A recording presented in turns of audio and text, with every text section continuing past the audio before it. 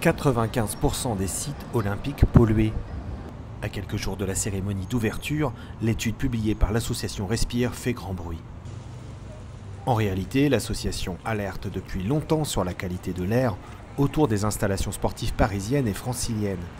Mais la date de la publication de l'étude coïncide presque avec le début des JOP. On a regardé les données de pollution d'Air Paris de 2012 à 2023 et on a comparé ça aux localisations des stades euh, à Paris et en proche banlieue. Dans la quasi-totalité des localisations étudiées, donc des stades, on a des niveaux de pollution qui sont largement au-dessus des recommandations de l'Organisation mondiale pour la santé. Par exemple, si on regarde les terrains de tennis de la Porte d'Asnières qui sont au-dessus du périphérique, on a des niveaux de dioxyde d'azote qui sont 4 fois au-dessus de la recommandation de l'OMS et des niveaux de particules fines qui sont 3 fois au-dessus. Donc en plus, on a regardé sur PM10, PM2,5 et NO2 qui sont donc les principaux polluants qui s'attaquent à la santé et on affiche même aussi les pics d'ozone sur cette carte. Faut-il reporter et retirer certaines épreuves?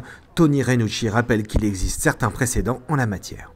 S'il y a un gros pic de pollution, notamment à l'ozone, hein, qu'on a souvent en été, qui affecte quand même beaucoup les voies respiratoires, bien sûr que les athlètes pourraient de toute façon dire, se plaindre, critiquer le fait qu'on les fasse pratiquer leur discipline pendant les pics de pollution.